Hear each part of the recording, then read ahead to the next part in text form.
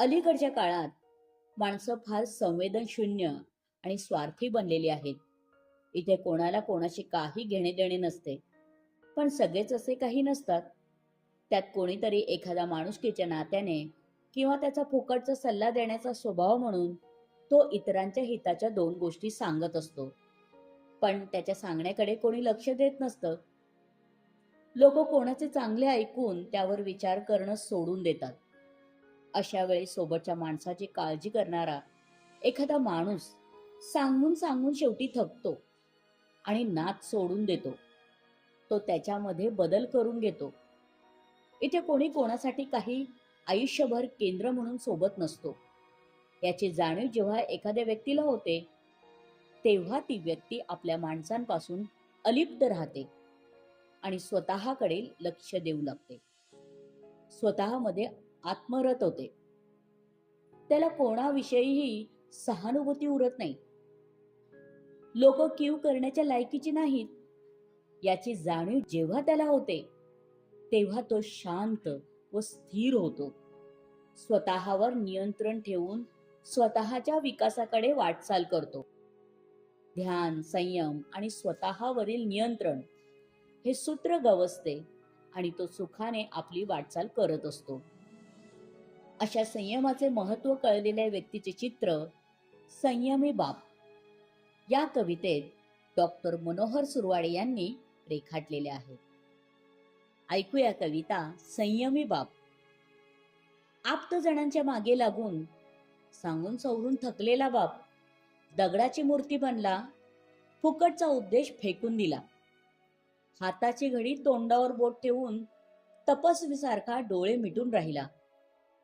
कुणी काल मरो आज, आपण करावा आपला साज. कोणी काल मरो आज, आपण करावा आपला साज. बापाने ठरवले, बुडणाऱ्याकडे दुर्लक्ष केले. मनातल्या इच्छा लालसा बरच काही जाळत गेला. एक एक इंच मागे सरकला, शांत आणि स्थिर झाला. बापाचा आत्मा थंड होत गेला, जो तो कोड्यात पडला. बापाचा आत्मा थंड होत गेला, जो तो कोड्यात पडला. बापाच्या ध्यानात आलं होतं, पकडायला जावं तर दूर पळतं, धरून ठेवलं की वाळूसारखं हातातून सटकतं. दोरी पकडली की हात सोलते, सोडली की महत्व कळते. इथे कोणी कोणाचे नसते, आपले आपणच व्हावे लागते. इथे कोणी कोणाचे नसते, आपले आपणच व्हावे लागते. नको कोणावर नियंत्रण, बरं आपलं आपण. समर्थन व प्रतिक्रियेनं पांगलं, तोंडाला कुलूपच चांगलं. उशिरा का होईना बापानं ठरवून टाकलं, स्वतःला स्वतःमध्ये कोंडून घेतलं. स्वतःला स्वतःमध्ये कोंडून घेतलं. राग नको, द्वेष नको, नको भांडण तंटण. कोणी बदलो की ना बदलो, आपण भले आपले काम भले. बापाचे मन मागे हटले, सवयीचे दास सोडून दिले. एक एक पाऊल पुढे पुढे टाकले, स्वतःला युनिक बनवले. एक एक पाऊल पुढे पुढे टाकले, स्वतःला युनिक बनवले. बापाने ठरवले, शांतपणे आपले विश्व मोठे केले.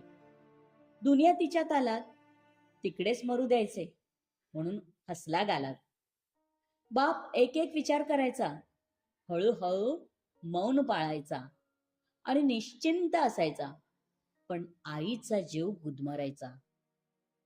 आणि निश्चिंत असायचा, पण आईचा जीव गुदमरायचा. इथे सारे निमित्त घडते, कोणी कोणाचे ऐकत नसते. उगीच तोंड वाजवून एनर्जी वाया घालवायची नसते. आपल्या आयुष्याचं केंद्र कोणीच बनत नसते. स्वतःची वाट स्वतःच तुडवायची असते. स्वतःची वाट स्वतःच तुडवायची असते. खूप सारा विचार करून बाप संयमाची प्रॅक्टिस करतो. कोणीतरी पाण्यात बुडतो, त्याला जगवण्याचा विचार नसतो. अनुभवाच्या ठोकरा खाऊन बाप शहाणा बनतो. लोकांना तो स्वार्थी आणि अहमी वाटतो. बापाला काही फरक पडत नसतो. लोकांना तो स्वार्थी आणि अहमी वाटतो. बापाला काही फरक पडत नसतो.